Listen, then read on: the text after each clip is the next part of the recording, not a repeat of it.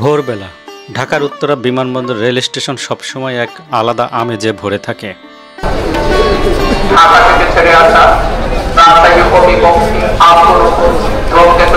আমি সিরাজগঞ্জ যাওয়ার জন্য ঢাকা টু রাজশাহীগামী ধূমকেতু ট্রেনে উঠে বসলাম। ধূমকেতু এক্সপ্রেস ট্রেনটি কমলাপুর থেকে ছাড়ে ভোর 6টায় এবং বিমানবন্দর স্টেশন থেকে ছেড়ে যায় 6টা 23 মিনিটে।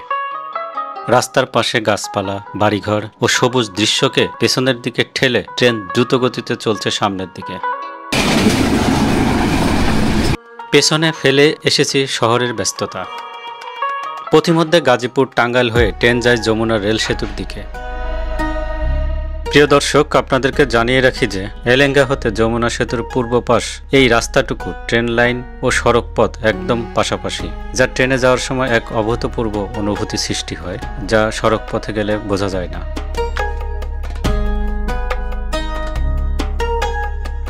ট্রেনটি এখন যমুনা সেতুর পূর্বে যে স্টেশনটি রয়েছে সেখানে দাঁড়িয়েছে। কিছুক্ষণের মধ্যেই ট্রেনটি যমুনা সেতুর উপরে উঠবে।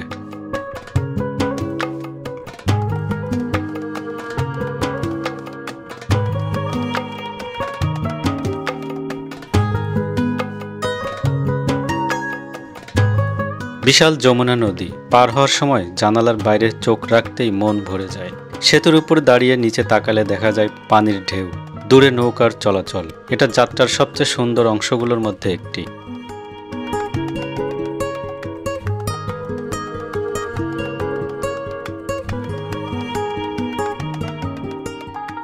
আর আপনাদেরকে জানিয়ে রাখি যে এই যে যমুনা রেল সেতু, এটি এই বছরে অর্থাৎ 2025 সালের 18ই মার্চ এটি উদ্বোধন হয়। আর এই যমুনা রেল সেতুর দৈর্ঘ্য হলো 4.8 কিলোমিটার।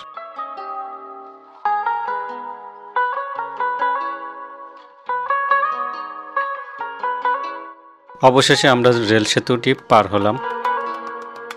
আর সামনে সিরাজগঞ্জের Shahid M Mansur Ali rail station, এখানেই আমাদেরকে নামতে হবে।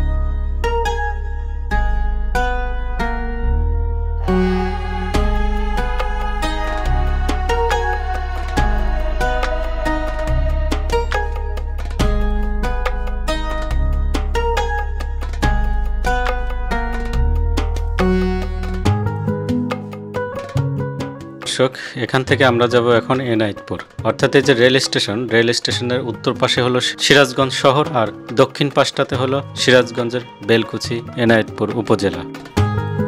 থেকে আসলাম কড্ডার মোড়, এখান থেকে সিএনজি অথবা বাসে করে যেতে পারবো এনায়েতপুরে। আমি সিএনজি ঠিক করে উঠলাম। জনপ্রতি ভাড়া পড়বে এনায়েতপুর যেতে 40 টাকা। প্রিয় দর্শক, আপনারা হয়তো এনায়েতপুরের সেই বিখ্যাত হসপিটাল খাজা ইউনুস আলী মেডিকেল কলেজের নাম শুনেছেন। আসলে সেই মেডিকেল কলেজে যেতে হলে এই রাস্তা বরাবরই যেতে হয়।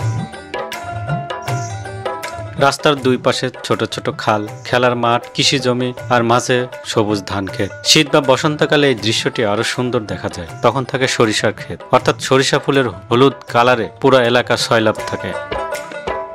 আমরা একটি ছোট্ট নদীর উপরে সুন্দর মনোমুগ্ধকর ব্রিজ পার হচ্ছি। ব্রিজটা দেখতে কিন্তু বেশ সুন্দর।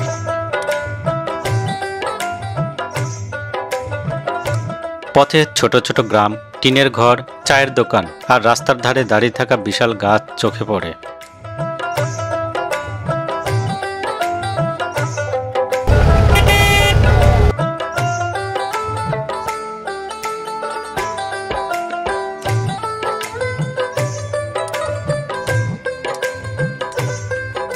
মাঝে মাঝে খাল বা ছোট নদীর দেখা পাওয়া যায়, যেখানে জেলে মাছ ধরার দৃশ্যও দেখা যায়। গ্রামের রাস্তা ধরে যাত্রাপথে স্থানীয় মানুষের আন্তরিক হাসি ও সরলতা মন ছুঁয়ে যায়। রাস্তার ধারে বসে থাকা কৃষক, মাঠে কাজ করা নারী পুরুষ সবাই যেন গ্রামীণ জীবনের এক সুন্দর চিত্রপট।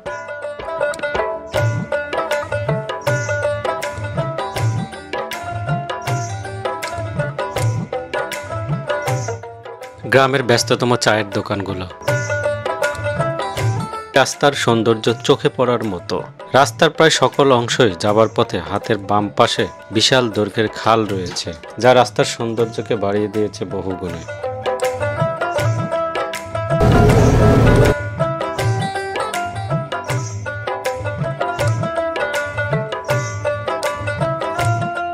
আমরা এই কড্ডার মোড় থেকে এনায়েতপুর রাস্তা বরাবর এই রাস্তার সৌন্দর্য উপভোগ করতে করতে ছুটে চলছি এনায়েতপুরের দিকে। আর আমরা প্রায় বেলকুচি উপজেলার কাছাকাছি চলে এসেছি। বেলকুচি উপজেলা থেকে এনায়েতপুর মাত্র 8 থেকে 10 কিলোমিটার হয়।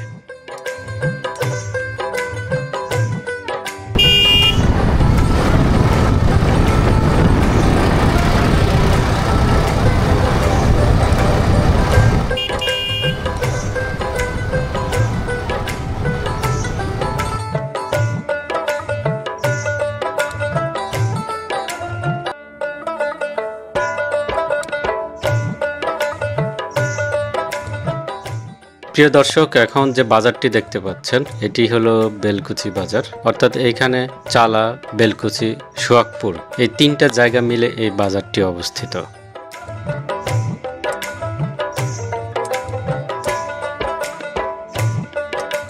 আর আপনাদেরকে বলে রাখি যে আসলে এই যে বেলকুচি বাজারটি এটি কিন্তু বেশ বড়।